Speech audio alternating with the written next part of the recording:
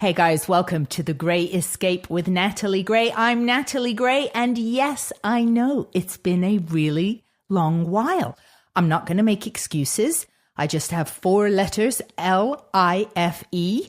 That's been happening. Some amazing and great stuff, some not so great stuff, as life tends to throw at you. But I've been dragged out of my podcast abstinence by a really dear friend of mine who is doing incredible things in the world, changing people's lives. So I said, let's have a little bit of that. And he's going to share some incredible tips, tricks, life hacks in this episode. We're going to have a great conversation, and I'm going to tell you more about it right after this.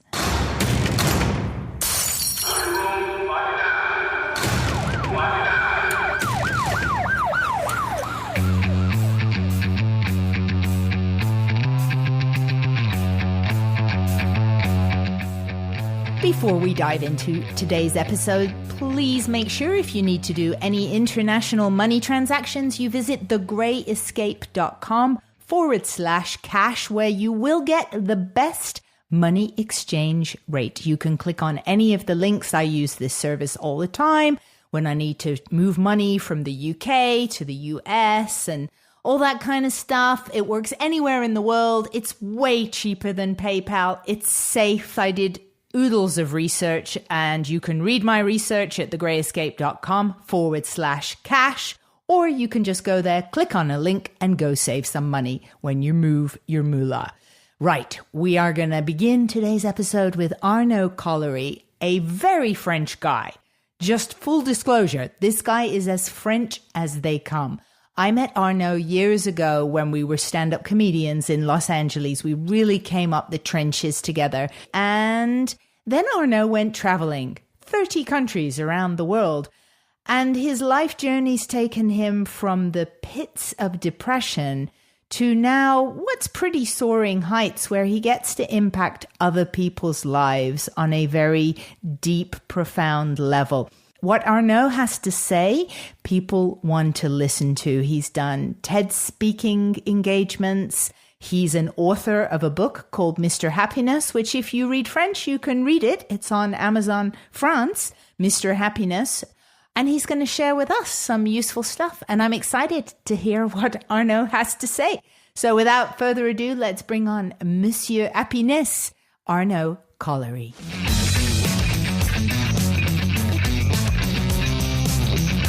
So let's go back in time. I met you.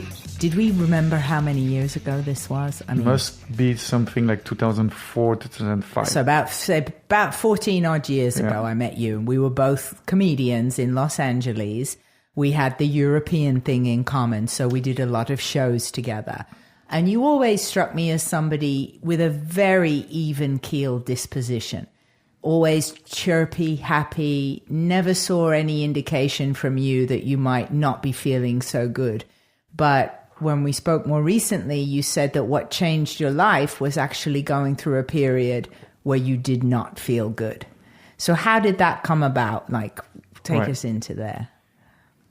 So interesting enough, when I was doing comedy, I used to ask Greg Dean, whom you know, right? Yes, the coach Greg Dean. He was comedy coach. And he told me, Arnaud, you'll never be as funny as you want until you're not happy. You're too happy to be the best comedian in town and to be really funny. I mean, you're funny enough, but there's something there to go deeper. And I always found it funny. And years later, I did understand that, because now I'm not a comedian anymore. Yet I use a lot of comedy in my work. In actually bringing joy and purpose around the world. I use a lot of comedy and improv-based writing routines, or just out of the box observation I see. So at the time, I was actually quite happy. I'd say when my time in LA, it's years later. At the end of my LA journey, 2010, 2009, I get some financing to make a comedy movie, Little Clouds, Big World, with some Japanese private equity at the time. Long time ago, I used to do finance in Japan, and I had kept some contact. So here I'm able to raise financing from Japan based on the little bit of work I had done in LA and, gigs like Last Comic Standing as a quarter finalist. And I had been on E! Entertainment and quite of different gigs, interesting gigs. So we raised money. We went around the world for 2 years, did this comedy kind of Borat style, and it didn't work at all. Impossible 2010 to find any kind of distribution. So you bombed, is what you were saying. Completely bombed. Nothing worked. No one wanted to buy it. And I was like, I finally found myself. I'm a comedian director. That's what my calling, that's what my purpose is. That's what I have to do in this world. Yet nobody wanted my product. Different reason, maybe distribution system was not here anymore, whatever. I could not sell my product. So I had nowhere to go. I didn't know what to go in my life.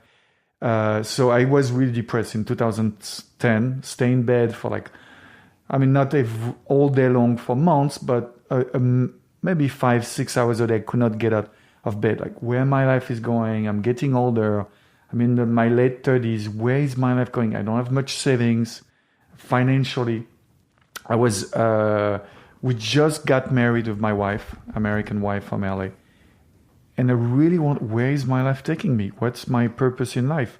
I thought I was making people funny and showing out of the box comedy. So for the very first time, I became really not happy with me, my life, the world, everything. The only thing I was doing at the time was I kept doing sports, a lot of sports every day, and I think in a way that saved me. So I had to find myself. We moved to New York at mid-2010, and I had to find a way to make money. I ended up back in Japan again doing crazy nightclub parties, which was funny because from being a depressive guy, I got a job, forced to be in the limelight again, forced to be the funny, happy guy. So how did the connection happen that this comedy coach Greg Dean had mentioned? Did something then kind of come back to you like an aha moment where you go, oh, this guy said, if I'm depressed, I'll be funny? Right. A number of things. So 2010, I'm making a living doing events in Tokyo, and then I get involved in the tech community as a creative coach.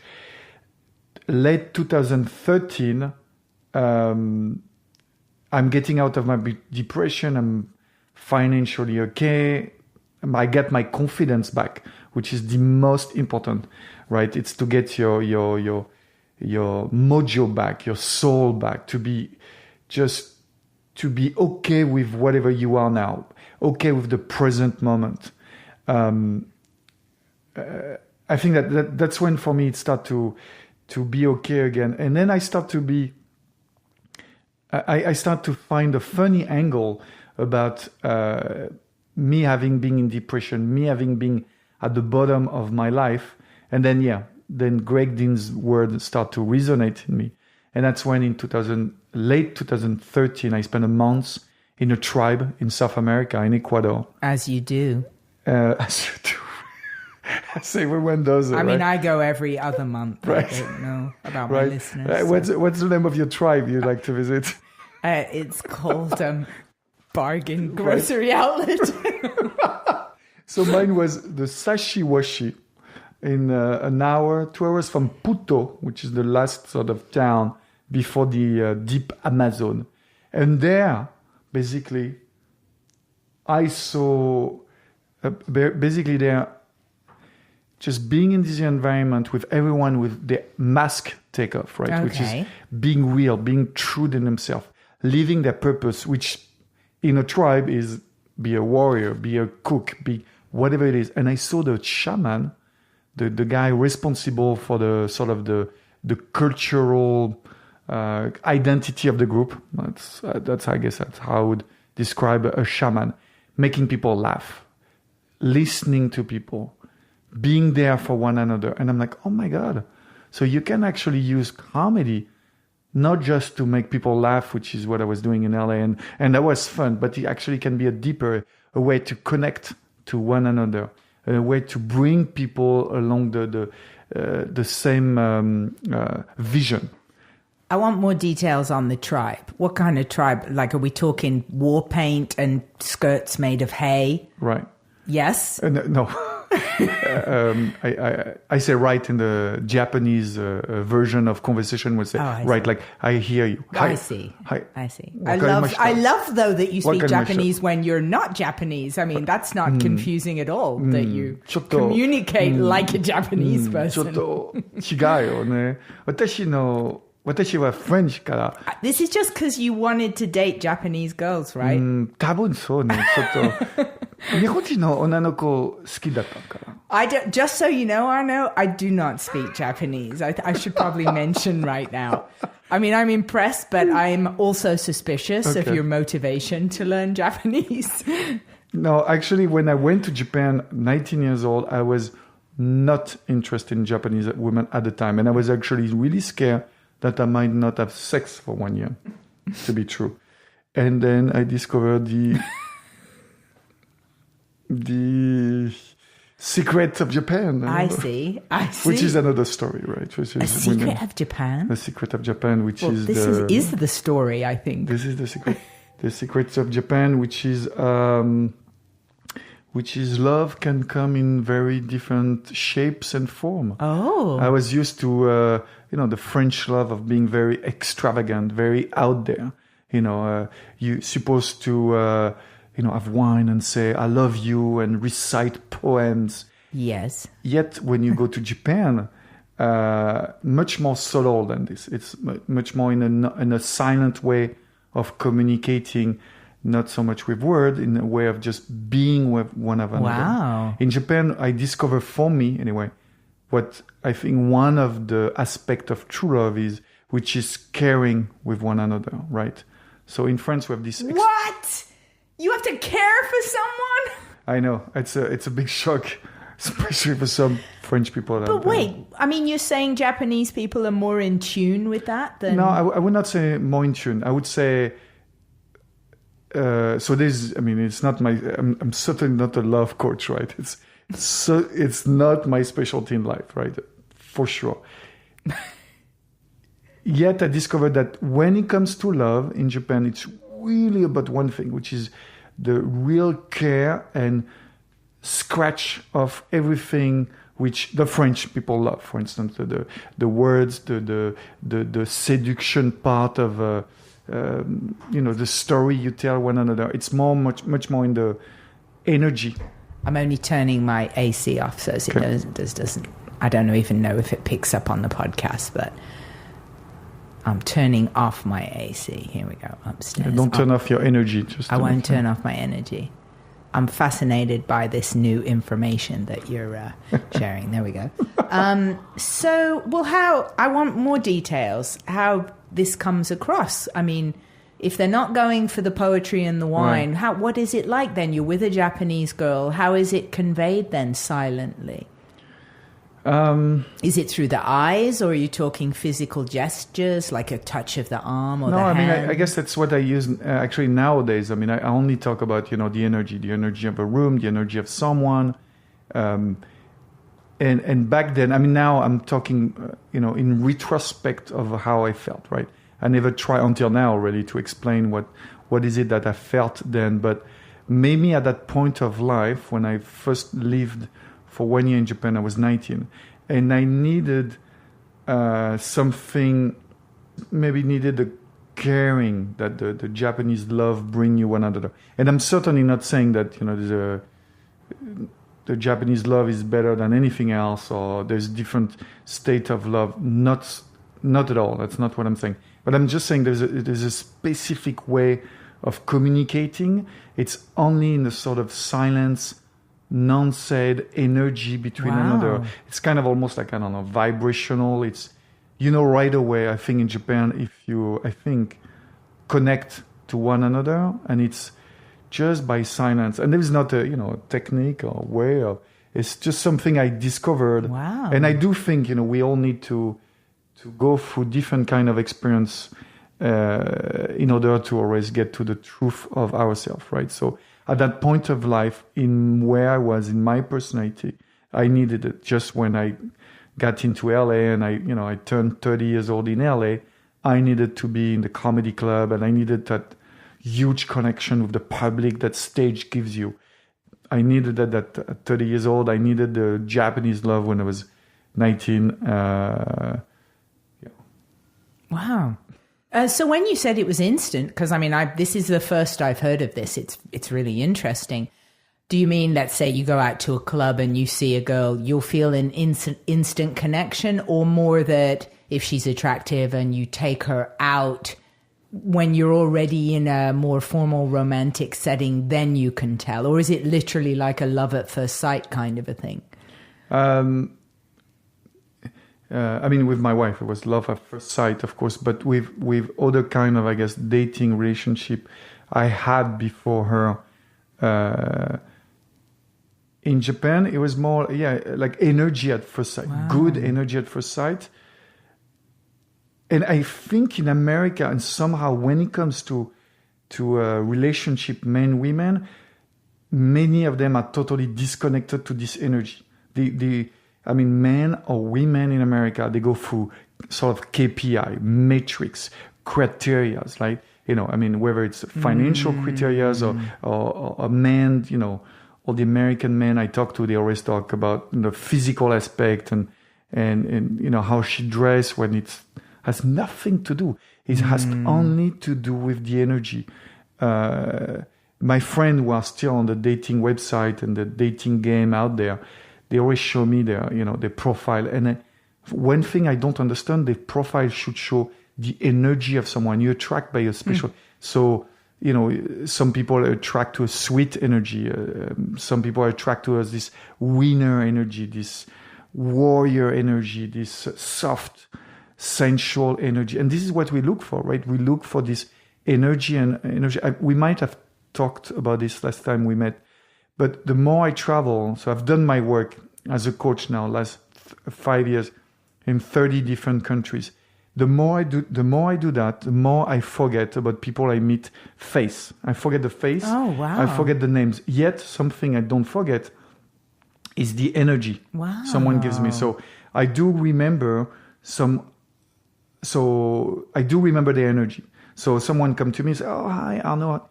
And I, until they speak at least, 30 seconds. Oh yeah, I know this guy or this woman. I know her energy, its energy. Where did I meet her? Where did I meet him?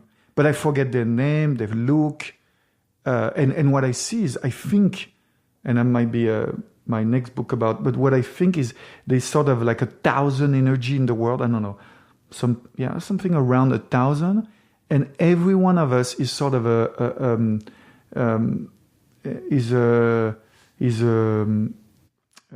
not a consequence, but is part of the same number. Let's say there's 1 to 1,000 of energy. Oh, and number 990, I've seen him or I've seen her somewhere. Which means, for instance, I could be in Kenya, in Nairobi, and talk to some guy or some woman. And as he's talking to me or as she's talking to me, oh my God, I've seen him or I've seen her somewhere. He could be in a Ecuador tribe. He could be in Paris in a cafe. But and at that time, he would have been a Frenchman or he could have been a French girl. But there was the same energy. Oh, I see. And the more and more I see that, right? Like a template. Yeah. And, I don't know if it's a bit different than archetypes, which we talk a lot in storytelling, as you know, and I love archetypes.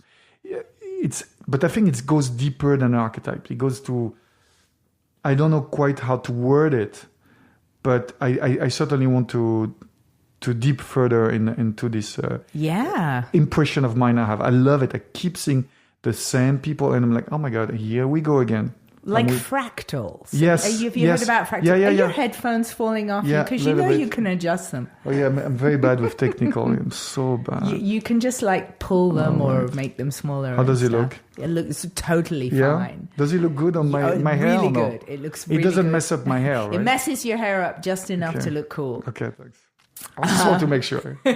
No, I could see your hands subtly creeping to hold them on your head, which did not look cool. No, that's true. So that's interesting then. About fractals, what I notice when I've traveled, I've spent a lot of time back in the UK and then in Malibu where, they've just been having the fires and everything. But I spent my other part of my time when I wasn't in the UK was in Malibu, and I would have the same things appear. Like where I am now, I can walk to a vet and I can walk to a gym and this sort of a thing. The same repeating things as in England. And the same type of a person. There would be, there's that kind of a person there. Then there's the grumpy store owner and a gas station where they're super friendly. But somehow these little palette of characters would be re-imprinted in other cities that I would go to. And it really reminded me of Fractals. Right. It's interesting what you say. And we both have seen that in our work as comedian, right? I remember being a comedian, every time we would go in a different room, say, oh, here we go again. You know, those guys, there's the heckler, there's the popular guy, there's the guy with a loud voice, there's the pretty girl with this macho man, there's those old couple giggling at the end. I mean, there's always the same thing over and over. Wherever you go in the world, the same kind, any kind of room. And if they were not, let's say, this or this kind of energy or archetype, they would become.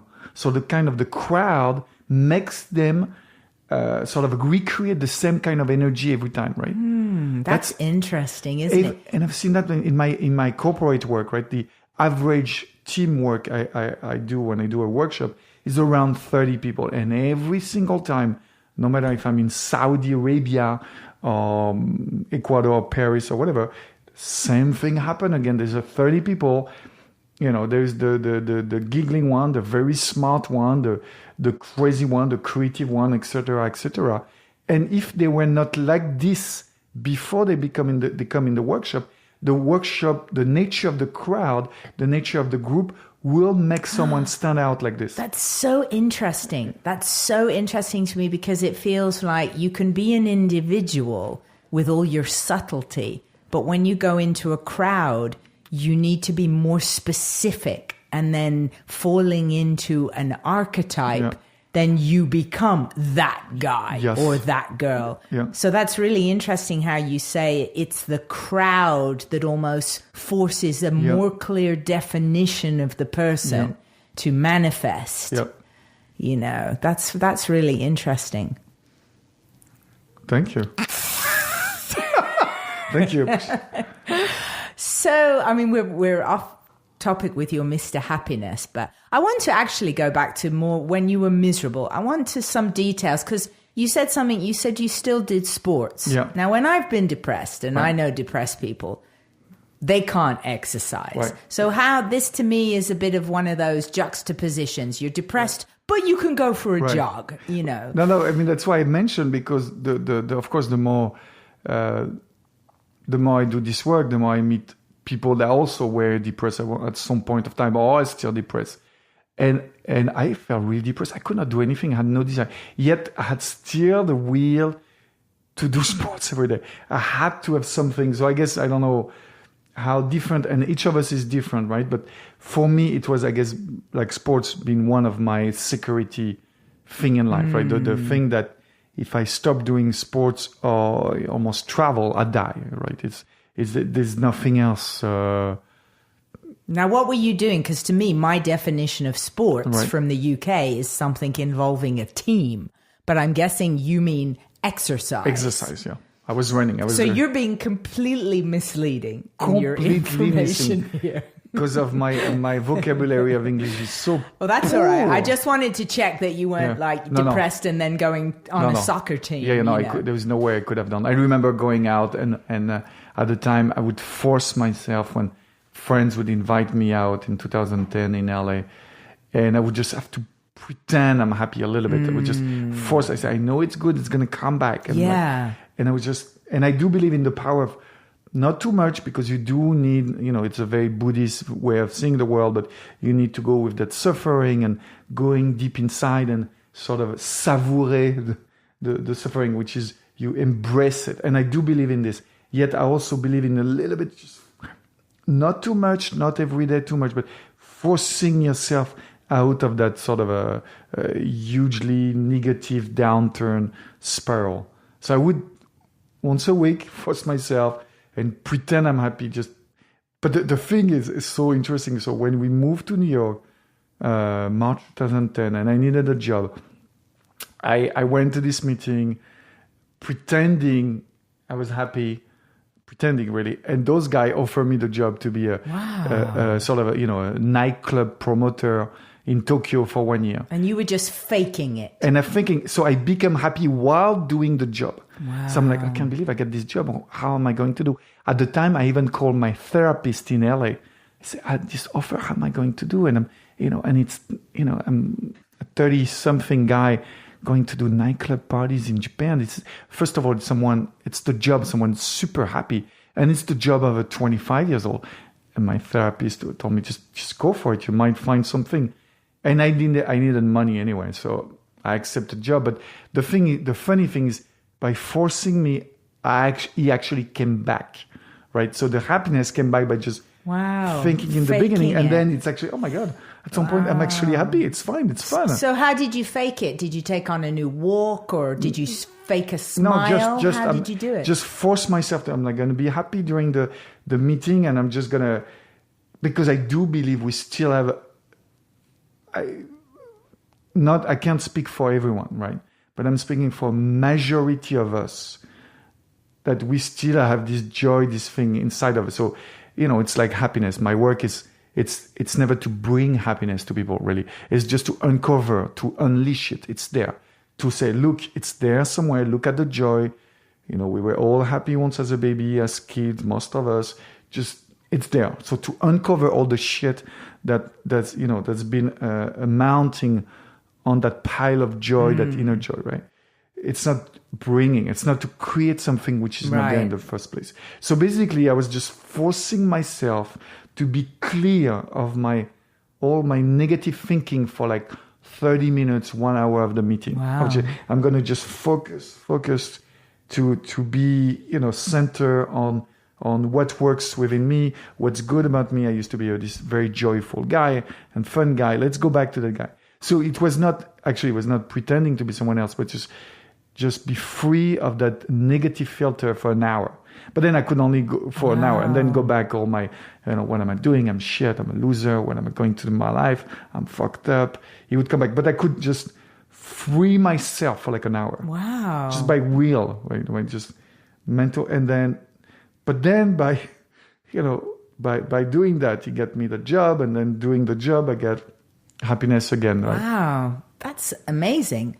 I mean, sort of like a happiness discipline. I don't know. Yeah. Right. I mean, and did you find then, is it like a muscle that when you managed to sustain the 30 minutes, that slowly you could go and pretend you were happy for longer periods till literally it was engulfing your life? I 100% believe it's a muscle. Wow. I 100%, if you sort of forced to do that you have no other choice, either by circumstance of life or you do force yourself, yes. I mean, for me, happiness is a muscle, because all of us, can go back. There's a theory that says, no matter what you do, where you are in life, what job you have, the amount of money, the loved one around you, there's going to be a downturn around 1,000 days. Every 1,000 days, so which is around 3 years, you need to reinvigorate, refurnish, find a way to reinvigorate your passion, no matter who you are. Wow. So you have to find this, and it's. I do believe it's a muscle. It's a thing, and it's a muscle which is, of course, can be activated by talking with friends, having a good glass of wine, not too much, but sometime with good friends, and sports and nature and sex and discovering and nature. I mean, I'm seeing my 6 months baby now. He's watching everything like every baby's, right? No different than any other babies, but it's just every second of the days. What can he learn? What can he experience? What can he explore? Every baby is the same. And how can we lose that, right? And exploring is a big part of of happiness. Just we can always want to explore something else, and if we don't have the means, it can be through a book, through going to a comedy club, doing something out of your usual comfort zone. Yeah, I'm a big believer that breaking out of your comfort zone is very, very healthy. There's a book I constantly tell people about called The Artist's Way by Julia Cameron. Of course. You've read this, Yeah, right? of course, yeah. And I've read this twice. I only got to chapter 5 and it changed my life the first time. You did? And it was something, this is a long time ago as well, maybe like, I don't know, nearly 20 years ago. God. And it was one line in it, and it just said, if you want to learn something, and it had all the reasons why you might not learn something. And I read the list, and the one that jumped out to me was, because you're too old. And she said she had an answer for everything. And she said, whatever age you are, let's say you're going to study guitar for a year or piano, but you think, oh, I'm too old. Well, that year is going to go by. You're going to be that age. So you're going to arrive at it. You could have put the time in, and then you'll arrive and you'll know whatever it is you've wanted to learn. And that had a huge impact on me, really unlocked a mindset that I could really learn anything. But in her book, the other reason that it jogged my memory, what you said, she said, when you go for walks or drives, in your routine, try going a different route. And just by walking a different route with the dog or driving a different route to work, you actually do things in your brain that literally at a very powerful level will shake things up in your brain. It will start to get you out of this robotic autonomy that most of us live in, where we wake up and we're in this routine and you're just really on autopilot. Yeah. For a huge part of our lives, when we're driving, we're on autopilot. But doing something consciously different, even if it's literally like get out the shower, and if you normally dry your right arm first, make a conscious choice to dry your left arm first. And you start this small shifts of change in your life, you know. Right. I mean, I'm so with you. I mean, that's what I love. Like, what else I can do to just stretch myself? Like right now, it's been around me for like a couple of years. I've seen many friends do the Wim Hof method. Oh yeah, this guy's nuts. He seems nuts, right? Like he throws. I can't wait to do it. Doesn't he like nearly freeze himself to death and stuff? I'm going to do that in 2019 somewhere in the world. I hate cold shower. I hate it. But I want to force to challenge myself. I'm not gonna die. No, I'm not gonna die. I'm gonna be fine. I'm a healthy guy. I just want to do to see what sort of part of me my brain's going to open up. It's going to not just make me more healthy, because that's the point, boost your immune system, but also, as you exactly said, right, open some new thing in your brain. Yeah. I can't wait to do it. Yeah. I mean, I shouldn't, and I shouldn't. Do it with me. Forget it. But I will absolutely chart your progress as you freeze your ass off. Okay. I will. I hate the cold to bits. I mean, who knows? Having said that, maybe I will, but I really, really seriously hate the cold. I shouldn't have said that he was nuts. I immediately feel bad for saying that. It was an automatic reply. Yeah, but for people who listen, I have huge respect for this guy. I've listened to a couple of interviews with him, and what he's doing is remarkable. Right. To me, because I don't want to plunge myself in freezing cold temperatures, it seems nuts. But I don't want to demean him about, because that's not what I meant. But isn't there now a thing? Somebody told me that Mark Wahlberg is doing this, and you freeze yourself. You stand in a tank, and they do that. What's the gas? Steam, right? Like what's the gas? Liquid nitrogen or something, where you literally are being frozen, and they'll stand you in there and your head pops out the top of the tank. Yeah. And I guess it's this same therapy. And I guess Mark Wahlberg does it, which makes a lot of people want to do it once a celebrity does it. But apparently it's good for inflammation. Interesting. Because it makes your body start to go and fight inflammation straight away. Cryo. I think it's called cryo. Oh, something. Yeah. So there's a great book out there called Stilling the Fire, and they interview a bunch of artists and Silicon Valley executive and world adventure, and they say that we are in a world where, because the competition what it is, because of connection, digital connection, because the world is going so fast and crisis and everything else, we cannot not going through extreme experience more often than before in order to go to the next step of ourselves. Until now, most of the extreme experience would come from, what life throws at you, depression because of whatever. But now you need, even if something like this doesn't happen to you, if you want to go to the next step mentally, physically, boosting your immune system, not becoming sick, or just in your work, you need to go through those experiences. So whether it's the Wim Hof methodology or doing, marathon, Tough Mudders, you name it, any kind of extreme experience with your mind, your bodies, your tribe stuff. I mean, if you look at it like, let's say even 100 years ago, I'm sure you wouldn't have people doing things like skydiving and bungee jumping and swimming with sharks and all these things that we have at our disposal now. So it's like, are we doing it because we need it, which is what you're suggesting, that we need this heightened experience, or are we just doing it because it's available to us? I do believe we need this heightened experience. I mean, it seems to me, right?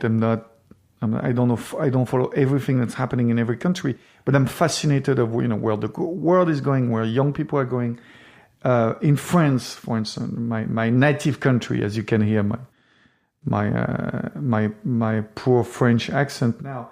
If you listen to what's happening in France now, I just read recently half of the young people either want to be a civil servant, so want to be the most stability-based job, or they want to be entrepreneur. Never until now, so many people wanted just to be a very low-key, not really exciting job, but stable because of economic security. When no one knows, no one can guarantee in the country, in any company around the world now, no one that your job's still going to be there a year from now, right?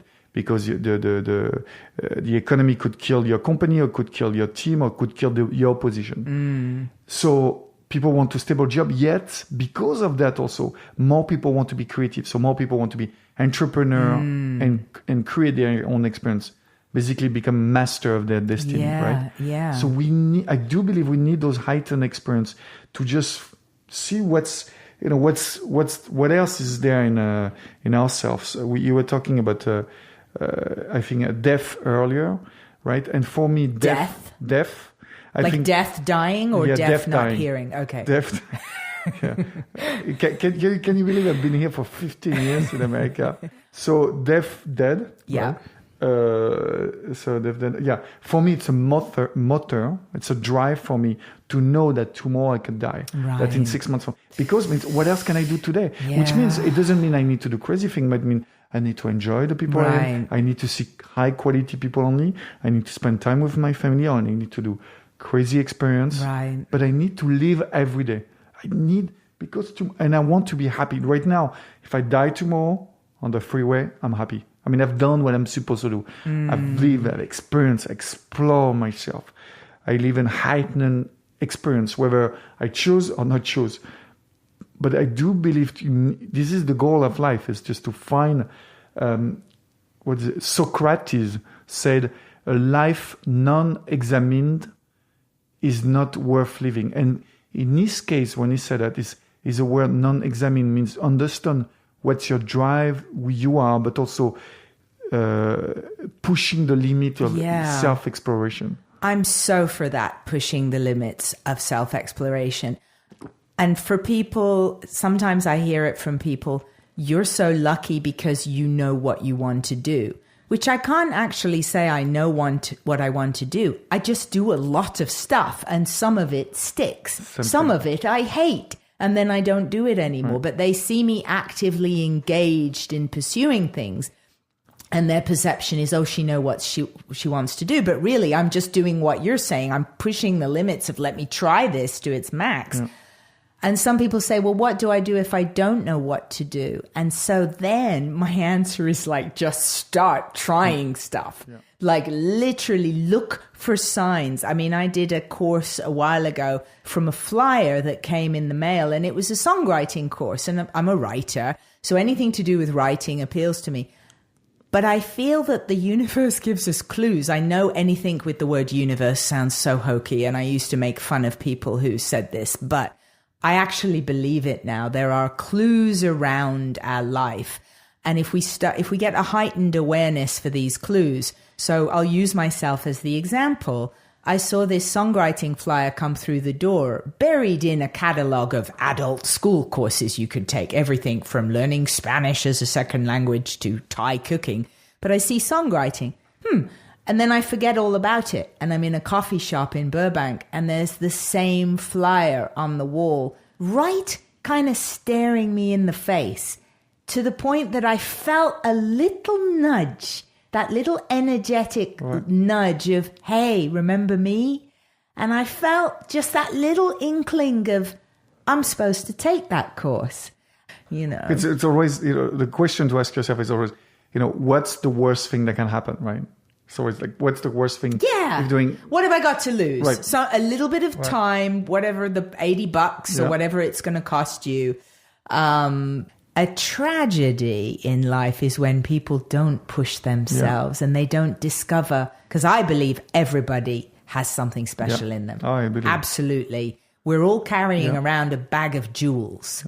But if we haven't learned how to untie the little leather sack that contains the jewels, then our life can come and go, and we haven't shared the gifts that we were supposed to share. We haven't learned what great joy we can feel in our heart. And sometimes that goes hand in hand with pain. Right. I think I've felt such tremendous pain in my life through things like depression, through going through illness with other people, death and loss, and even pets is hugely devastating when you lose an animal that you've loved. Yeah. But then, boy, do you recognize that joy when it comes along, when there's that first day that something seems positive, that you feel the sun on your arm, and you can actually for a moment think, wow, that feels nice. Right. I'm aware of the air on my body feeling nice. And suddenly you realize you're not so much in a depression anymore, you know. But I think it's a blessing to have those dark times, because it sounds so cliche. But if you haven't been in the dark, how do you recognize the light? If you're in light every day, you take it for granted. Yeah. If you have an amazing family, friends, life, everything you ever wanted, and you're coasting through your life, maybe you're not getting as much joy as the guy or girl who has struggled and is just nearly given up so many times, and then one little good thing happens and they feel a joy in their heart that someone else has never felt, because they've never had lack. They've never gone without. They've never had the big loss, you know? Yeah, and it's, I think comes down to being attuned, mindful of your own desire, and then taking risk. And I think both of those things take either skills, times, recognizing what you need, appreciating, and trying. Okay, I have desire. Let's go. How can I explore this desire? Can I experience myself? Can I take risk? And most people go through their life not taking risk. They feel this thing. Oh yeah, maybe I had this predisposition for this such and such, or this talent such and such, but never they had they never took the opportunity to explore and try once. Right. I mean, it's. I mean, I remember when we first met you. I mean, I was quite surprised, impressed. The word is more that you were into painting, into shoe design and comedy. Did you just say shit shoe design? No, I say shoe design. I never say shit shoe design. It could have been funny, but not shoe design. I was super impressed. How can a person be a comedian and then painting? I remember that what you showed me that, the Sistine Chapel mural. I still see the painting, the photo of the painting you showed me, and the shoe design. No, shoe design. So yes, but because you took, you didn't care what people say, which we come from a country, both of us, UK and France, where I think the number one thing that works against happiness, or the number one that works against entrepreneurship or being yourself, is the judgment of others. And that's why I think, I mean, for me, in my case, one of the reasons I came to America is I was free of the judgment. Yes. Like no one gives a shit. Yeah. I do what I want. Oh man, this is cool. And then just, people call me here a Renaissance man because I try everything. Yeah. But in France, if you you don't know how to do anything if you're trying many things, right? Right. That's how it is seen. I don't know about UK. No, I absolutely right? agree. And I agree as well with the UK mentality. I believe it's shifted a little bit now. And I only know this because when I was there over the past few years, the economy for getting jobs for young people is so grim that they now tell you in school, just do what you love, because you may not even get a job. So you may as well be doing what you love and not have a lot of money, but you'll be doing what you love. If you want to play the guitar or learn how to be a DJ, go do that. Don't do accounting because you think it's going to pay for the mortgage, because you may never get that job. And it's interesting because so many schools do that, it seems, do what you love as sort of a motto. Yet, I was talking to the daughter of a friend of mine 2 days ago, French daughter. She's 20, 21, 22. And her dad wanted me to speak to her about her life choices.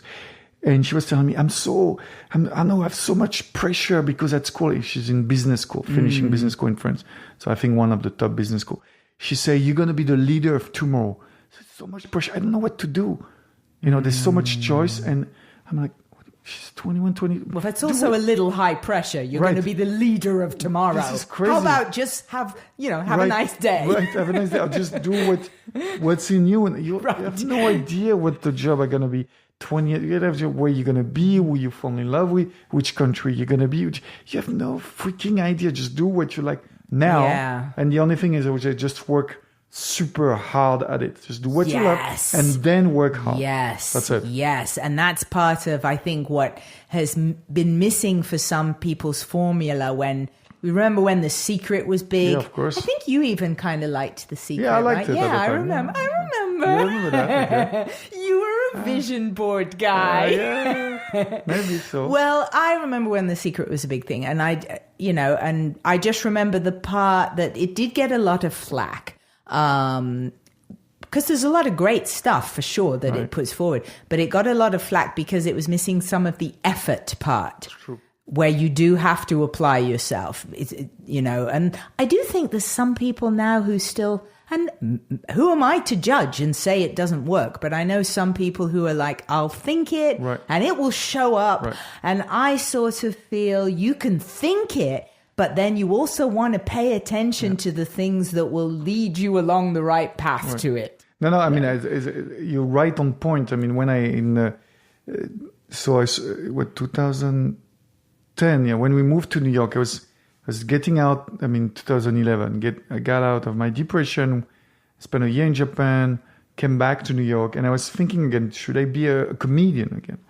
And I went to see an agent in New York, and she told me, I think you get the talent, you've got some presence on stage. Ask yourself, do you have the discipline to do 4 or 5 clubs a night for the next 5 years and hang out with comedians every night until 2, 3 a.m. Right. It doesn't mean you're going to succeed if you do that. Right. But without it, it's tough for you to not succeed. Are you willing to do that? Do you want to do that? Right. No, it's not for me. I went through that exact same evaluation. It's not for me. Yeah. Okay. Eventually. Because you get older as well. I mean, it's one thing when I started stand-up in my 20s. Yeah. My first year I did 267 sets. I was very dedicated and was on the road, and I thought this is it for life. But then you get to a point and suddenly I like being at home with my dog, and have a relationship and some stability. And when you say relationship, it's not a relationship with your dog, right? Not a relationship. Although I do have I adore my dog. My dog brings me such happiness, but I have a human relationship too. I won't say which the most important one is. And this is your secret. In case he listens to the show. Secret, right? Everyone's got the secret or dog secret, but it's a secret. Yeah. But I never would have thought when I was younger, because I'm getting older now, I'm going through decades where I've been in the industry. Although I don't see any wrinkles, I have to say, for those Arnaud. people out there, Thank I you. don't see no wrinkles. But I feel like, because I started in entertainment at 12 in England on the stage. Right. So I've had some decades now in this. I was theatre, hosting TV, writing, and, doing all the different capacities. And if you'd have asked me in my 20s, then what do you want to be? It was crystal clear, an actress. I was going to be an actress, and I would have sworn to you that till the day I died, that's what I wanted to be. Now I'm older, and that got replaced by other things that I discovered a lot. And what's ironic is now I do acting. People call me and I do acting, but I'm not pursuing it. I love the writing, and I wouldn't have expected that to become my dominant passion of the writing, and even directing and stuff. So we change, in the comedy. Every comedian who starts out, I really thinks they're going to be the next big thing. And you almost have to have that delusional conviction, as you would never put yourself through the hell of what you have to do to be a comedian. The demeaning, poverty level lifestyle that you have to live for a significant amount of time, unless you've got some cushy day job, of course. But, most comedians don't have that. So, so you and I are very similar. We were both very passionately attached to comedy on a performer level. Now, I'm still attached to comedy, but now it goes into my writing and that sort of thing, And something I use it for my workshop or a conference I do. It's something which is, for me, that was the best school of life ever I could find. I mean, that's what I, tell to people in France or wherever country I visit and I work. Everything was for my 4 years in LA, 4 or 5 years just doing comedy almost every night on stage. The level of human connection I learned, and how to be on stage and how to listen to a crowd, to be attuned to people, to the energy of the room, what's happening. It's for me the best school ever. Anyway, we can take it. I mean, it's not, to connect. Which is, I think, when people ask me, what's for personal happiness, I really think it comes down to connecting to yourself and connecting to others. That's it. Just how can you connect to yourself more and more? So how do you get to be the person you are inside? How can you find that jewel and expose those jewels in the world? And then connecting yourself, being your real self, bringing outside, and then connect to people. I've done this level of connection of depth. Yes. It's crazy. Can't believe it. Doesn't get better with the years. I would thought, wine, it would get better over the year. It doesn't. But I mean, I can understand you, and everything you have to say is very compelling and interesting. So we're at the meat of it now. You are dubbed Mr. Happiness. Yeah. People come and study with you from around the world. You go around the world and you teach people from all walks of life to somehow become happy, to unlock their happiness. So my work is separate in two things. One is happiness at work, right? So how to be happy within a team at your workplace, which really comes down how to bring humanity back to work, how to use joy and purpose on a daily basis with your team in order to create more trust. So that's part of my work.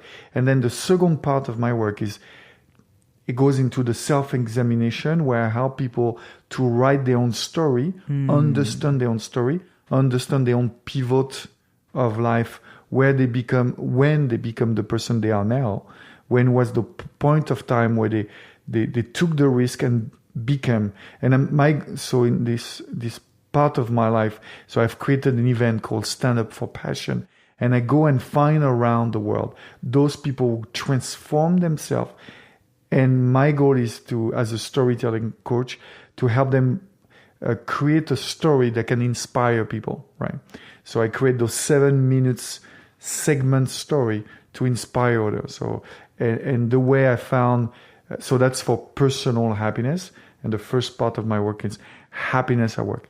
So when it comes to personal happiness, for me is who am I to tell the principle of happiness, since all of us have different, what I call happiness ecosystem. So I think there's a list of, around 30, 40 things that makes us happy, like, art and friendship and money and sex and living with pets and sports and you name it.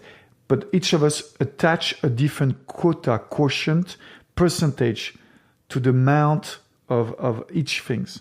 If I'm clear, right? So each of us have a different quota. And for me, the best way to help people to become happier on a personal level is say, I'm going to find 7 people every time, because 7 is also a magical number. And I'm going to find 7 people that have transformed themselves in a very different way, all of them, just to show them life can be so much full of surprise, and it's up to us to create the life we want.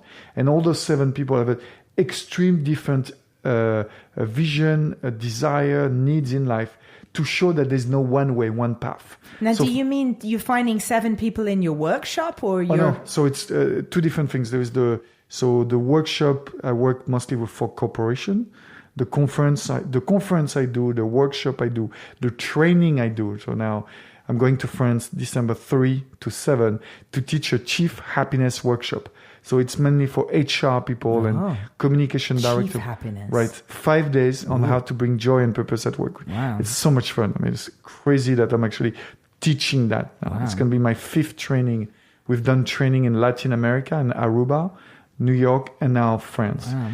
I can't believe I'm actually teaching that. It's so interesting. So all those things is happiness at work. And then the personal happiness space, that's what I do with my books, my writing, and this event, which we bring around the world, always the same format, 7 people, 7 minutes each. Well, where do you get the 7 people? Remember me, I'm very social animal. I love people. I get a nose for people who need to tell the story. So it's very interesting because every one of us has a story to tell, of course. All of us. I mean, you're a storyteller. All of us are a storyteller. Yet some people have a need to tell the story at a right point in life that can inspire other people. So all of us in our life path, there's a moment in time when you ought to tell your story to people in order to help the world to move to the next place. And when I said to move the world, to help a number big enough of people to also become who they are. If I'm becoming clear. So basically you're saying that all of us have an obligation that at some point in our life we have to share our story to help other people grow. And slowly you get this enhanced evolution of consciousness and that sort of thing. We need, I remember the first time I understood that it was 15 years ago or something, before I start my work. And my great uncle was a simple farmer his whole life. He died in a 20 people village in the south of France. He had like 12 cows, a very simple, good man. Never married, never had kids. We know nothing of any girlfriend he would have had. Yet the guy lived 70 years on this earth and just died. And I was like, this is crazy. We don't know of what he thought. He probably learned some great things about the world, about life, about whatever. But he probably learned some great thing, no matter what he did in life. Yeah. And we know nothing about it. And I remember being, overseas, and I'm like, this is crazy. I saw this man maybe every summer for 10 days when I was a kid. And yet I know nothing. And he died. And there's nothing. There's no child. There's no wife. No one knew anything. Right. For me, I saw it as a wasted life. He could have had some good cow tips, for starters. For starters. Could have overturned the farming industry just with his experience. Exactly. How to really milk the right way with your 9 fingers. Who I don't knows? But something, I think it's just so sad. And I remember being almost mad because, oh my God, this is crazy. No one recorded his life. This is, there must be some, in French, la substantifique moelle. It's maybe the only literature word I kept from my school years in France, which means get to the meat of the meat, right? What's left? What is it that one sentence you learn, right? And I'm like, oh. And then the second time I understood the power of storytelling, I was doing volunteer work in Tanzania, 2011, after my year in Japan. And then I was a storytelling coach / theater drama teacher for months in a school there. And I went there thinking I'm going to have a fun job. It's it's adventure. I'm helping the kids, but not thinking much deeper than this. Just think it's a fun experience to have, right? I'm doing something for the community. In return, I have an experience overseas in Africa. Yet, when I start coaching the young people after a week, no more theater, no more comedy. I start coaching on their story as a sort of exercise. I'm like, oh, why don't I try something new? And then I saw kids after kid, for the very first time in their life, for some of them, connecting to who they are, what person, sharing the secret, creating a connection with everyone in class. And I actually saw in front of my eyes the bully becoming less bully, the bullied, the one was, the guy everyone beat up in class, make fun of, actually becoming like the star of his school because he shared some deep secret and everyone respected him. Yeah. And I remember the shy young girl just becoming like, oh my God, sharing like I still remember a crazy story of a mom locking her sometime in the room in her home because she didn't want her daughter to go to school. And once the kid knew this about her, they stopped seeing her as a shy girl and started to give confidence. That's 2011. And I said, oh my God. So that's it, storytelling. If we everyone to learn how to tell your story and sharing your story, just this alone will make you more confident, might help you to find purpose, therefore more happiness. Well, so how does a normal Joe Schmo in his apartment at home who's depressed, how does he go about telling his story? So for me, I mean, the work, first of all, is to force yourself to go around people that know you for many, many, many, many years, whether it's colleague, friends, anyone around you. You still, I mean, everyone, even depressed, at some point, we're close to someone, right? Some parents, some friends, colleagues. Go to those trusted people, about 10 of them, and ask, please describe me. What do you think of me? Just be very honest. What are my quality? What are my weakness? Who am I? And then look at, sort of put those post-its around the wall and look, okay, when did I start to become a shy guy or ultra confident guy or sports guy or whatever? When was that time in life? And to look maybe at, the past 10 years on every moment in your life that influence who you are. And go down and break down, just as we both know screenplays, just as a screenplay, when you go down into character building, into those pivotal moments where the protagonist, the guy saved the girl, or steal the bank or whatever. When is that moment? So doing a sort of detective work on who you are, that's where it starts, right? Before now, when you told me I used to love The Secret, and I loved it actually 15 years ago, yet I didn't know enough about myself. And I was wrong. How can you create a vision board of yourself not knowing what really drives you? I didn't know what drives me yet at the time, right? Now I know a little bit more, right?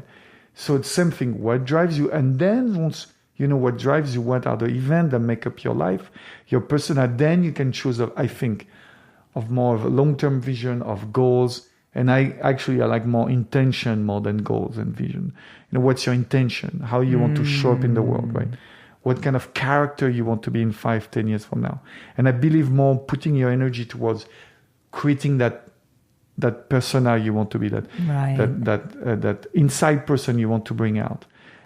So I believe the work starts here, going around your loved one, not loved one, but whoever know you the best for a number of years, asking, who are you, how do you show up in the world, and then do the detective work on what are the sort of the key element that made you who you are.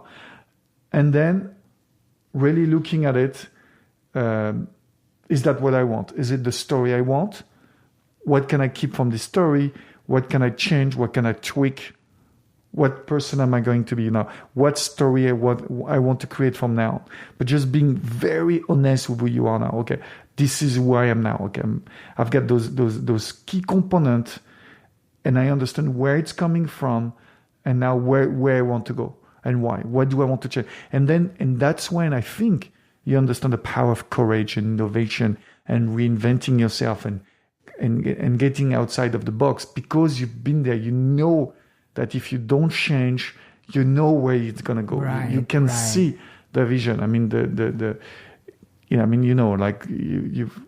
we know how to motivate usually someone who doesn't like physical exercise and smoke 5 packs a day of cigarettes. I'm like, okay, just truly envision yourself 5, 10, 20 years from now. I mean, really, if you don't change anything, what will happen? Same thing for your career, for where you want to be. Where do you want to be? It doesn't mean that we're going to be there and we're going to reach, but at least to have a direction and intention where you're going to be able to explore yourself. Right? Also, to make the choice of where to make the changes seems to be key. Yeah. Because, I mean, if you've got a bunch of Post-it notes all over the wall and everybody's saying, well, you don't do much, you're unemployed and you stay at home and play video games, then I don't know. I think it's difficult. What if there's a person and that's what it is? What if they've spent 10 years sitting and playing video games and life's passed them by and they're depressed and their Post-it notes off their friends say, well, you're a nice person. Right. You're a nice girl or a nice guy. And we felt you had so much potential, but you hadn't. Would there be possibility they could become more depressed? Because then they're going to be like, oh, everybody just says I could have been amazing and I wasn't. But I think, this is exactly what you told me 10 minutes ago, to say, okay, you have one life and then in 5 years from now, I'm going to be 5 years older. Yeah, and that's you're right. That's where it comes to really, okay, what happened if I don't change? Right. What happened if I don't win? And really to feel it. And that's where our work, you and I, comes in handy. The emotional work, the sort of, as an actor, to feel it. Right. And then people say, okay, really feel it. This is what all the motivational speakers talked about out there. Okay, take a minute, feel inside of you. You haven't changed anything. You're still in this room, depressed, with just your Post-it. What happened? Okay, you're going to be dead. Are you okay to be dead and not have done anything in your life? Is it okay with you? Right. Not everybody, but most people will say, no, I want to do something. I want to have an impact. Right. And I really think when you were telling me, happiness, is it a muscle? Yes. Courage, is it a muscle? Yes. Yeah. Taking risk, is it a muscle? Yes. The more you do it, the more you want to explore. Yeah, you're right. I was with a friend of mine on the phone yesterday.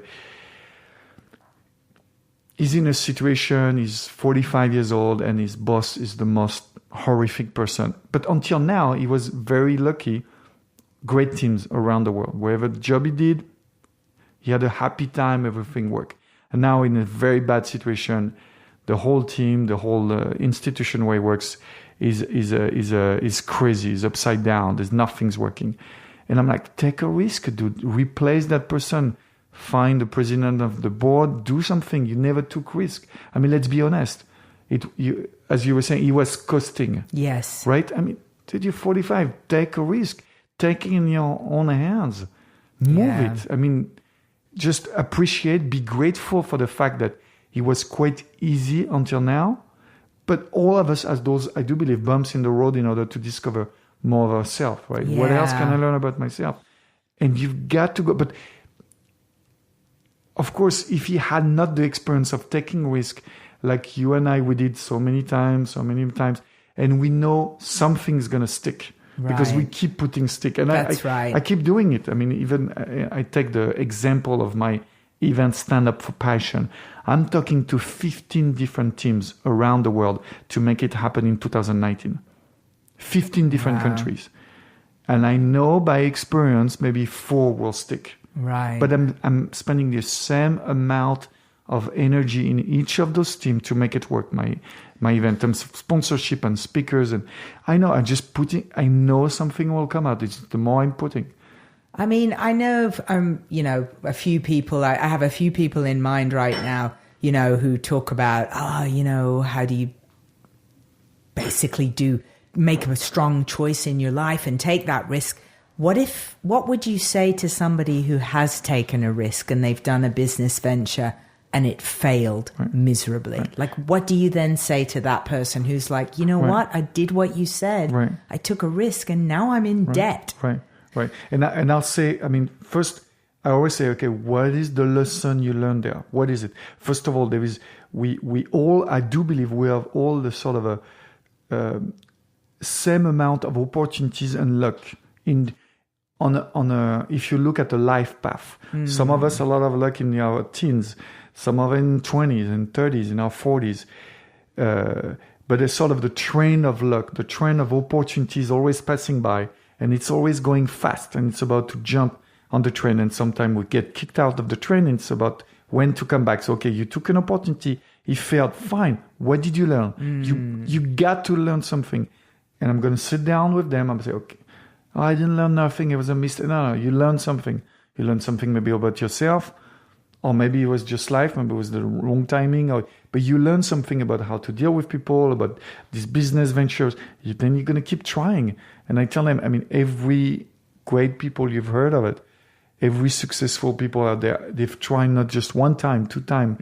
They've tried 100 times, 200 times, 1,000 times. Everybody who becomes successful in a business, it's because they've tried. We know Thomas Edison stories 10,000 times. I know the Beatles, they say they went to like every record publishing company. They had no talent. Got turned down. Walt Disney tried to get a loan to start Disneyland in 200 banks. Even as a writer, every story is the same. Most of stories. And yes, some people are a little bit more luck, I guess, like the Steve Jobs and Bill Gates of the world. Very early, they knew their talent. They were. But you look at even Steve Jobs' story. When he's 12 years old, he took the risk, and he called the CEO of Hewlett Packard. Right, wow. 12 years old. He called so many times, and one day the CEO of Hewlett Packard was this young guy, and he gave him an intern job. Gosh. He was 12 years old, Steve Jobs. So yes, he was 24 when he succeeded. But at 12 years old, he did a risk none of us took. Wow. Right? So believing in self, like I got the talent. And the more I do believe, the more you get this muscle running, the more something can happen. Yeah. So I'm just saying, okay, you took it once, so what? Keep trying. Yeah. You will find. And of course, the depression come sometime after so many failure, but something at some point, it's just to help them, showing that the light will happen someday. Something I do believe. Every story is the same. There's the people who give up. They don't see it now. They're like, okay, so it doesn't work. Yeah, but maybe it was not your path. Maybe you wanted to be a comedian, and then you fell as a comedian. Well, I fell as a filmmaker, comedian. It was not my path. Now maybe I would come back, but at the point of life, it was not my path to take. Right, maybe it was giving you skills you needed to now apply to what you are doing. Which is what I'm doing now. Which is changing people's lives. Right. So it's, I remember saying one of the reasons I want to be an actor at the time, before I left Paris for Hollywood, is I want to be able to impact the world. I remember reading the biography of Kirk Douglas. And Kirk Douglas, just because he's Kirk Douglas, could go to a country and get more opportunity than any US ambassador to talk to schools and universities and inspire people. And I was like, that stuck with me, right? And I'm like, oh my God, it's amazing to be a Kirk Douglas just because you've done movies. You're able to talk to any. So did he do that? Did he go around apparently talking? That's what he did. Nice. That's what he's saying in his biography. Wow. I don't know how important it was in his life. It was, if it was a small part of his life, but I remember clearly reading that he was amazed how he had more opportunities than any US politician just because he was known. And now I'm not a famous actor or famous comedian, but I do have a lot of opportunity every week to inspire hundreds of people. Yeah. So, in a way, everything works out in the end. It's always, what is it exactly in the field of that you're doing now? What is it exactly you want to impact or change? And then go to the core of it, and maybe something will appear at some point. But just keep believing that at some point something will appear, and then you've got to trust what's in front of you and just take risk. And it's one of the reasons why you need to surround again yourself with the people that believe in you, which is one of the main reasons people don't transform themselves. It's because the people around them keep judging me, keep judging them, keep judging them for who they are. I mean, it's our event, right? No matter where we do in the world, Japan, Nepal, London, we did it, Casablanca, you name it. Every time we have a 7-story done, every time from the public, the first question that's going to pop up is, how did you do to transform yourself? What did you tell to your families and friends? And every single time one of my speakers, 7 speakers, takes the microphone and they say, well, there was a dark period where I actually cut off from my friends or family. Right. And most people don't want to go through that. They want to keep that sort of warm feeling, which is the best feeling in the world. Families and friendship are the most important thing in the world, most. Yet, in order to transform yourself, 90% of us don't come from a functional, loving family. Only 10% of people come from a functional, loving family that's going to encourage you and help you. Right. I mean, we know I didn't come from a family. I don't know about you. No. Only 10% of people. So it's a myth that family is going to be there for you, or your friends. Not.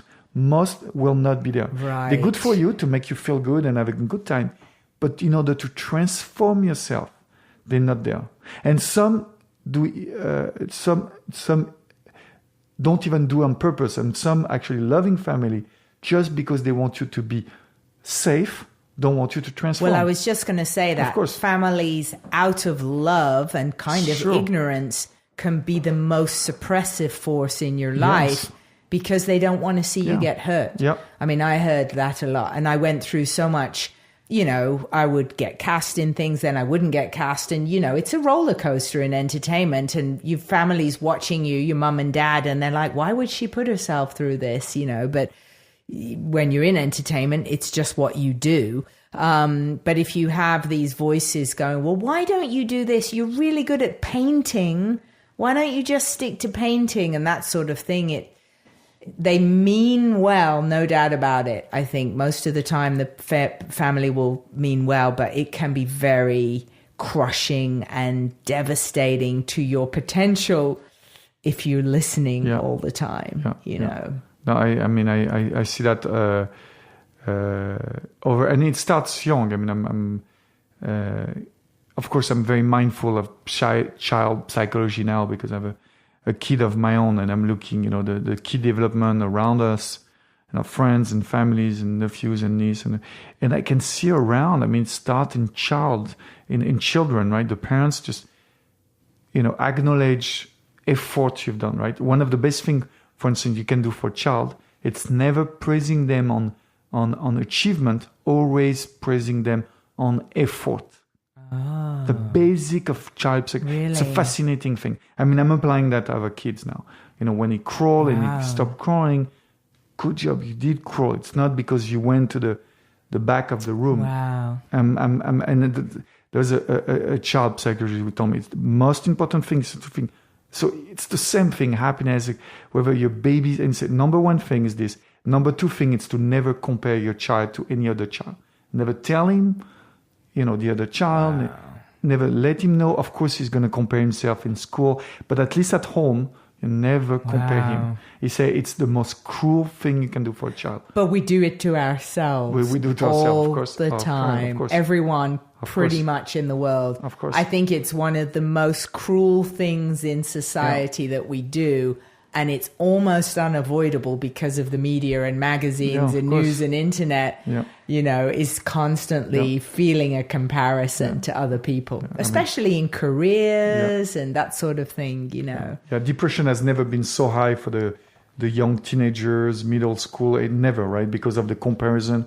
I mean, like, strangely enough, like most people wanting to bring stand-up for passion, I'm thinking of different team partners I have around the world. Many of them are single mom with kids, teenager kids, and they all seem to have like some sort of problem. They get them out of school, they're prone to suicide. I'm like, what's going on? Wow. But it's happening in France, in US, in Japan, anywhere, any country. Wow. I'm sure in the UK it's the same. It's crazy. Just because they keep comparing themselves, social media. It's exacerbated because of the measurement. Everything is quantified now with social media measurements. It's views, likes, this sort of thing, favorites, emojis. We didn't used to have that. So now every single thing you do not only becomes a public thing that can be judged, but it can be rated. Right. So it's that quantification. How many listeners for this podcast? Oh, millions, Arnaud. Oh, good, millions. good. I will say, and partly because of this accident that I had to really be careful with computers and stuff. And I just cut off social media like almost fully. And it's really comfortable. Right. Like I just didn't go on Facebook and that sort of stuff. You think you're in a vacation nowadays. When I know I take a couple of days off from social, I think, I'm on vacation. Things are fine. It's great. We're derailing, but it's true. The social media, brings more. Sorry, I derailed you. Bring more. So basically, decrease purpose. One of an amazing example I saw a few days ago. I was reading on French politics for the very first time in history in politics. I'm sure it's no different than any other country in the world. 50% of mayor of town in France don't want to renew the mandate. They're not going to go back to election. Why? Wow. Because they say until now, and I'm sure it's any mayor, 50% of mayor are mayor of like a small town, right? So which means they don't get salary. They do it because they really want to help the community. Right. They want to have an impact in the world. They don't get money from being mayor of a small town, probably $1,000 a month, something. And they say because now we're not seen as someone who wants to help the communities. We're seeing someone that delivers a service. And if you do one thing wrong, people are going to tweet on social media. No one wants to be a mayor anymore. Crazy. Those people, they were usually the guys who want to help the community. And it's bringing purpose down. It's decreasing. So, which is, actually another question. Who are those people now that want to be mayor or doing some sort of purpose back? But now we have to be careful of every single things.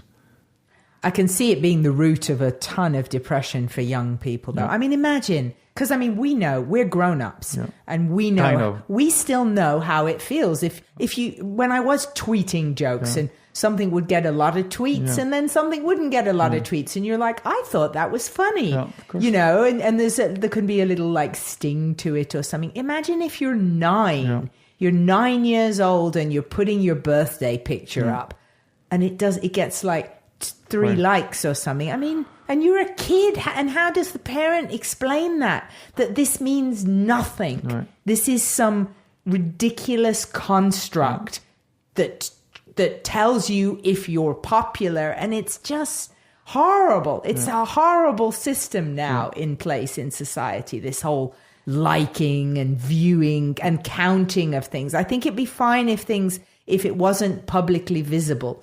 But because it's publicly visible, all these kids now can't help but compare. Well, why does that boy have so many likes on his post? He's just eating a hot dog, but when I post my picture of a hot dog, people make fun of me, and the bullying. I can't even imagine being a really young kid now with social media. We have a lot of friends now. For instance, teenage girls, 14, 15 years old, on Instagram, they're putting like racier picture just to get attention. And it's like crazy picture, like porn-like picture. Normal girl, we're talking. Right. And our friends like, what should we do? It's crazy. And so I didn't have conversation because it needs to be, I think, come from a woman, right? An older woman. So I have older woman friend who talk to those young girls and say, why do you do that? Having a long conversation, say, don't think it's bringing you should not do that. And then after the course of a few conversations with grown-up woman, some of them, those younger stop, which is good, but I mean, they need to have, the right kind of person to be able to talk to.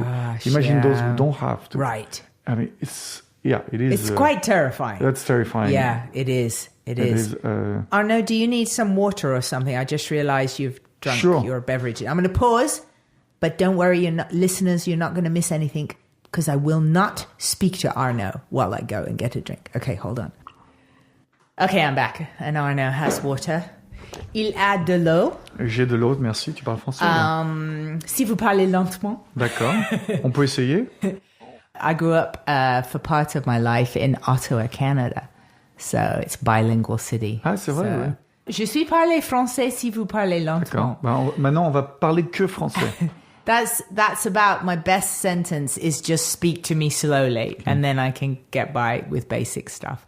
But getting back to your wisdom. Oui. So again, thinking of the people who are struggling the most with making change in their life, what do you say if you encounter people who don't seem to have drive? Right. So that's a great question. Drive or even passion. I mean, I hear that a lot. And I always just don't think of drive, don't think of passion, think of just interest. Just things you have interest, you like to do. Look through the course of the year, or the last few years, there's probably a few things that you like to do. Look at your conversation, what they tend to be about. If anyone tend to analyze the conversation with friends, tend to be about, there's already the same topic. Within that topic, could you consider it as a passion? Is there a drive behind? Is there so that's for passion. When it comes to drive, sometimes it has to do with the way you operate in the world. Like, what is it that how do you show up? How you work the way you work, and look now where you are compared to 10 years before. Is there something that explain where you were? So I always tell them, let's go simple. Let's just look again back. There must be something that is a thread, a common thread to things you've done. Just analyzing conversation. I mean, this is one of the things I applied to myself 5 years ago. After that experience in a tribe, I'm like, I really want to bring sort of this making people happy experience that I've sort of seen the shaman doing, other people in the tribe. And I say, is there something for me? And for early 2014, I felt my intuition say it's something for me. Yet my, of course, sort of negative mind, the monkey mind was telling, it's not for you. It's not really. And then I applied that, what are my conversation about? And if I did analyze my conversation. Most of my conversation were around what life is about. Why are we doing? What do we do? Why people acting such and such. So my conversation was always about, what drives us, what makes us who we are. I'm like, okay, this is what I like to talk about all day long. Maybe I should just make it a career. That's what I like. Naturally, that's where I'm going to go. Right. When I was doing one-to-one. When I'm on stage, usually I like to be funny and I like to be stupid or whatever. But when I'm doing one-to-one conversation, and that's where usually the drive is, the meet your interest. So everyone says that. I tell them, write all your interest on a piece of paper. And then the next thing, explore your interest. Spend maybe a week, 2 weeks, digging as much as you can on this topic of yours. Look, so can you talk to experts? Can you go on the forum online? Can you buy a couple books? Can you maybe shadow someone doing this work or this work?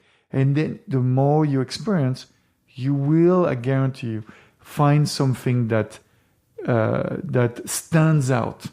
If you follow 10, 15 small interests of yours. And I think one of the reasons being people put so much pressure. But what's my passion? What is it? I don't seem to have like what you have as a comedian, or as a painter, or sheet shoot designer, whatever it is. You have this, crazy driver. But so all of us have this they look at you or they look at me and they're like, I don't have what you have. I'm not as passionate. I'm like, yeah, but when I was 10, 12 years old, maybe I was not as passionate. I just had an interest, which I start to explore. So just explore. Don't put pressure on yourself. Yeah, that's no pressure. Yeah, right? Yeah. And just go for it. And then something will stand out. No pressure. And then the more you do, again, it's a muscle. So for those of you that speaks French out there, you can go and look my book, Monsieur Happiness, Mr. Happiness. But you can also listen to my TED Talk I've done recently in France in April, in Lille, France. And it was Passion, le moteur de nos vies. Passion, the motor of our lives. And what I explain, my premise of this TED Talk is we need to go after our first interest. Sometimes they will become our passion, sometimes not, but they will always show us what is it next. Without getting involved fully into an interest of yours, you won't discover your passion. And that's where I talked about my love for America brought me here. And then I discovered comedy. And comedy led me to writing and then led me to make filmmaking. I failed as a filmmaker, yet I went to become a storytelling coach as a volunteer and then help people telling the story to now being a happiness coach. Yeah. Everything down to had this crazy love for America. I wanted to go to America to discover something. I didn't know what yet. And then, America, comedy, blah, blah, blah. So, but until I took the desire for going to America first, I would not do what I do now. So digging yourself in your interest first and digging and see what can you do in exploring this interest of yours. No pressure. Just go after what seems to be interesting. We are so similar, Arnaud, in the advice as well, because I have some friends and I was giving advice recently. I'm thinking of one person in particular, and they've sort of been trying very hard in their career and they're not satisfied with how far they've come. And I said, you're putting too much expectations. And it's really the flip side of the coin of what you're saying. You're saying don't put pressure, because there is an there's an energy. There's something that we do have control over, which is our thoughts and how we approach things, our attitude. Well, it all boils down to energy. And if you have these expectations, I feel that that's not always a good thing, because they can create walls that will block you from the possibility of something you hadn't even thought was going to happen. If you're trying to, let's say your specifically goal in life, and I'm going to pick something random because I don't want to out my friend. Let's say your goal in life is you're going to be a florist and you're going to have a flower shop. No way. I was thinking of a flower shop. So I told you we're very in sync. If all you want and you think, I'm going to do everything, I'm going to be on LinkedIn, linking every flower shop owner and every gardener and all this, that, and the other. But I think it's possible to be too focused on something to the point that you've built this energetic wall. And maybe your thing is you're going to actually grow some flowers and discover this new magical flower. But you're putting up a wall because you've got so much expectation. There's a rigidity in it. And you hear people, especially in LA in entertainment, you hear these people talk like this sometimes. I'm going to make it. I am going to make it. I will not stop till I make it. But in doing so, there's this confine that they've put, this giant expectation, which is just the same as the pressure you're talking about. And I tried to explain to my friend, take the heat off a little bit. Just kind of chill out on your career for a bit. Look at it like a seed. You've already sent out all these emails. You've made all these connections on LinkedIn. Think of those as seeds. You can't watch them grow. You've got to leave them alone now and let nature do its thing. The seeds have got to sprout and turn into something. Go do something completely different for a while, like literally something polar opposite. Go spend time in the garden, go spend some extra time at the gym, take yourself out of the norm. No sooner did they do that than the phone started to ring for their career, because I feel they took off the confines of their expectations. They released the reins, they let it go for nature to take its course. And there's something, and one day maybe we'll have better terminology to describe it, but for me, I just really feel there's something energetic, that we have so much power with what we're thinking, and expectations are very dangerous things. And I feel a lot of motivational speakers and stuff is about expectations. You see it and believe it and it will happen. Well, that's an expectation. And I'm not saying don't do that, but I'm saying be very cautious and maybe experiment. Certainly observe if you're having expectations and it's not happening. Release. That word release to me is, I think, my current most favorite word.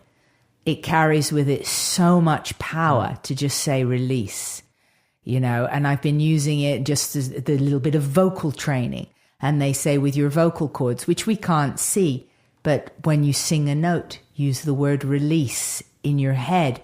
And sure enough, you hit much higher notes than you could, because your body chemistry and energy, all your musculature around your neck, all changes when you say the word release. Right.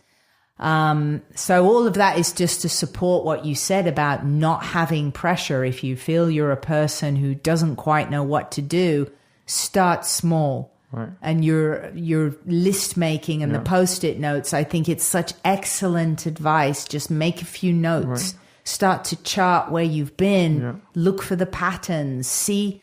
And I feel as well, there's a lot to paying attention to the gut feeling. For me, I always feel this is where the real intelligence is. It's neck down, not neck up, the intelligence. If you chart things you've done in your life and you've got these Post-it notes and you read down the words, certain words are going to vibrate in your body. It might be ever so subtle, but they're going to give you a signal that there's significance to those words. Maybe you should pay more attention. Maybe you played baseball when you were 9 or 10 and you look at that word and somehow there's a vibration of a kindling of a fond memory.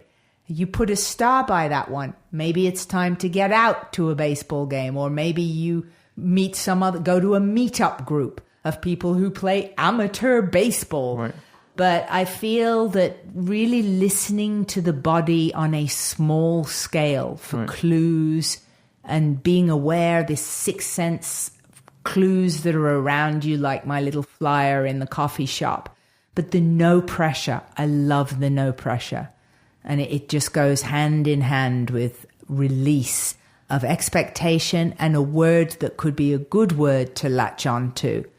And I bet you'll like this word. Curiosity. Right, of course. Because then curiosity, there's no pressure. Right. There's only your natural inclination towards that which is drawing your interest. There's no pressure whatsoever. Right. And hence what we say in the world of mindfulness, right?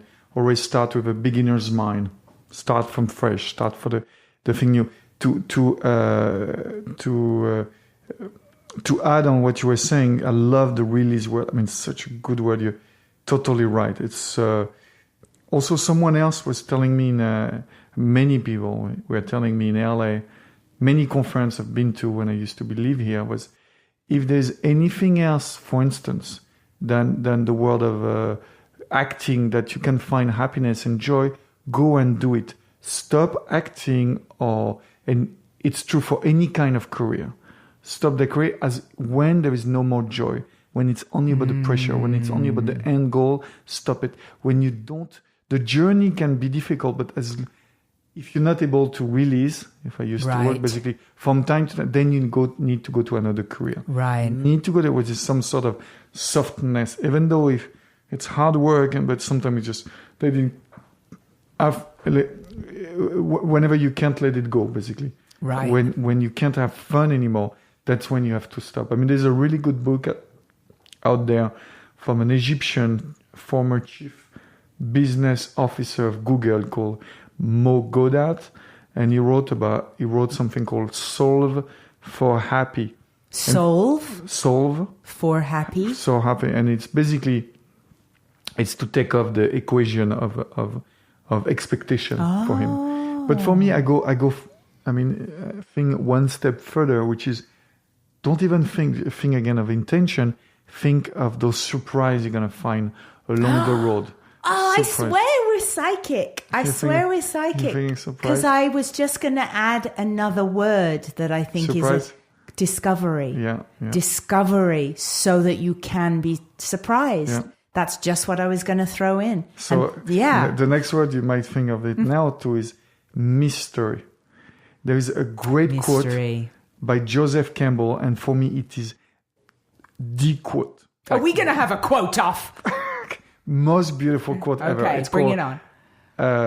Life is not a problem to be solved, but a mystery to be lived every day. For me, it's the quote of the quote. I mean, I don't know. It's a great quote. Bring me your quote. I love it. I'm more, to be honest with you, a quote. I can't say a quote really comes to hand for me. It's words right now. I've found certain words, really the spirit of discovery and allowing. For me, I've been writing a lot of poetry lately, which I actually call shit poems. Oh, so to go with the shit shoe design. And I think I deliberately call them that to maintain the lack of pressure. Because if I think of them as shit poems, then there's no pressure. I love it. I just write them. But my gosh, they come out. And I don't use a computer. I write longhand with a pen and paper, which is great because then I'm not on a computer screen. It's really good for my head and all that sort of thing. But what I love, and it's very similar to the process of abstract painting, which I used to do a lot, is this feeling of discovery. Something comes out that you didn't intend or plan, and it's such a surprise. And for me, I'm loving writing these poems, and it's a bit of my reward at the end of my workday to sit with paper and scrap paper and write a poem and just see what words come out. And it always surprises me. It's as though it's another voice. Right. And it's always something that I would have never set out to write. It just comes out. And so you've got the curiosity's there. What will I write today? The mystery's there. And then you've got the release to just let my hand go and I don't censor it. Even if it doesn't make sense, the hand will write and I don't stop. And then you've got the surprise and discovery at the end. What came? So I've got all my words in my shitty poems. I didn't hear experimentation.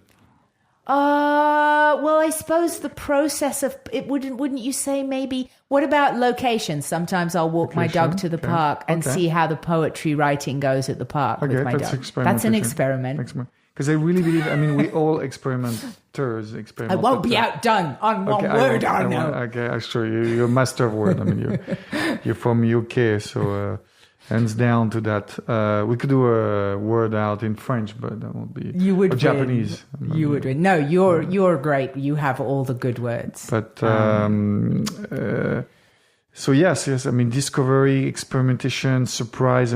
For me, this is the term I hand back to people when they tell me they are in a shit moment to keep the shit. A key word of the podcast. The shit podcast we're going to go. This is going to be called The Shit Show. The Shit Show. I like it. Your episode, and you can tell people in all these countries, please check me out on The Shit Show. I like it. They're like, really? Yeah. You'll see. No, you'll be trust surprised. me, I am really shit on this show. And you'll be surprised how shit it is. Right. It will be an experimentation, believe me. Mystery will be. So those words, most people, 90% of people don't get out. I read this statistic the other day, which is crazy. 90% people don't get out of their comfort zone most of their life. I mean, it is crazy. Just they don't get out of what they know. I mean, this is where the fun is. This is where the meat is. I mean, I love doing my job. I mean, just, doing what I do every day. And sometimes I wish I could almost, also, what else is there? Like take off an entire month from my job. No one knows what I would do, and go to a new country. But it's kind of difficult now in my position, But in a new country, like a place like Laos or Vietnam or Cambodia, which I know nothing about. And I know a little bit of Philippines, but I don't know this part. And we'll see what happens. I'll just go with 3,000, 4,000, 5,000, and I'll see. I'll just see. And I would not go with no intention. I won't. No expectation. No expectation. Just the intention will be just, I want to discover something new about me, which I don't. So we'll see. You know what ties into the spirit of wanting to discover something? Without even trying, you automatically go into a state of observation. Yeah. So you're going to have heightened observation to pick up on things. And I think it's those little things we pick up on that turn into fantastic things in our life. Yeah. But you've got to have that observation going, else you miss it. Right. I mean, and that's that was the basis of our work as a comedian, was just to observe a feeling, observe what's happening, observe feelings of people through different situations. That was it. It's just half of our work was just observing, which that's right. Most people don't know. They think it comes out thin air. Right. Many have a joke. No, it's just observing what's happening. And just look, and then something is going to start out, and then we can communicate. But most people don't know how to observe. They don't observe themselves. They don't observe people. They just react. We know that, right? Right. And we react or we act on stage, but it comes from observing. And that's one of my favorite things to do. Just observe. I feel like this show is really just like about coming up with the world's best words. Right, that's it. But they are great words, aren't they? The chemistry changes at the thought of a word. I feel my whole body when I just think of that word. The singing thing's a good analogy. You're singing, but you think of the word release, and your body becomes almost childlike, a bit playful, and so the muscles aren't constricted anymore. I'm a big, huge believer of words being so powerful. Words we say to other people, the words we text and email to other people, how we assemble those words. I mean, that's become everything I live every day is writing thousands of words and assembling them like a little surgical job every day. But I so appreciate words and all the power that they carry with them. Right. The difference between saying no and yes. Right. It just carries such a different spirit with it. Yeah, no, I am. Yeah, and this is why books experience should be mandatory, just to find new energy, new words. What is it in you? I mean, I read. I don't know if it has to do really with saying, but to make kids interested in books, actually, instead of telling you need to read books, you need to show them the experience of what the books are going to bring to them. So telling them stories first, or by just orally, or telling them story, not telling them, showing them the impact of stories in the world, maybe acting out of stories with different voices, make them feel what is the story, and say, a book is going to give you much more of that experience. I can't act out as a dad or uncle or whatever, all those stories, but you're going to discover in this book. You've seen what the story is, how it makes your mind, how it drives your world, how it makes you understand of your friends in school, your family. Read. So the power, you're going to find in the power of words much more about those experiences. Could be movies too. Because some people hate reading. I know some people who hate reading. And I feel movies and great TV shows give us experiences and, that's. I mean, I really think for me, I love movies as long as I remember. It was just a way to just, imagine myself in a different world when I was a kid in France. Watching those movies, I was like 90 minutes, I was away, and I could envision, I could live through the experience. Yeah. Arnaud, what do you reckon? Do you think you've given enough life wisdom for one podcast? I think you've outdone yourself. I think for what podcast, I give myself 8. 8 out of 10. You give yourself an 8 out of 10? Yeah, well, how could you push it to a 10? I mean, you of all people who need to push yourself. I push myself, but I'm always thinking there's more. And it's fine. It's fine, and I feel good. Save 2 points for another podcast. No, and I push myself, but I'm always thinking, I give everything I have, but yet I'm thinking, what else could I have done? So I'm always thinking, and not to put pressure, I'm just, this is good, I've done it. It would be interesting, one motivational quote I like, it's at night when you're in your bed, it's not what could have been better today, no. It's what surprised me today. Oh, so now good. I'm going to go tonight and what surprised me during our conversation in the podcast, right? Which is, already one of the surprises, which is we went even, I think, deeper than I thought, right? And we explore other subject than I thought. And so just this alone, I learned that, again, we had the intention to talk about happiness, but then we went into something else. So that surprised me, and that was my lesson for the day, right? And we became telekinetic. Is that the word? No, that's when you move things. Telepathic. Telepathic. Yeah. No, I know. I work with words. Yeah. Yes, telepathic. Telekinetic. You're the one to... with the florist thing. That was interesting. I like that. Well, I have really enjoyed talking with you. I've really enjoyed this conversation. No, I think there was a 10. Sorry. There was a 10. I think there was a 10. Because the telepathic thing, that's worth 2 points for sure. I mean, come on. To go on a podcast and get psychic. You know what? Might be a 12. A 12 out of 10. It might be a good one. I haven't even heard of 12s. I've only heard of Spinal Tapping it to 11. 12. Okay. Thank you so much, Arnaud Collery. Thank you.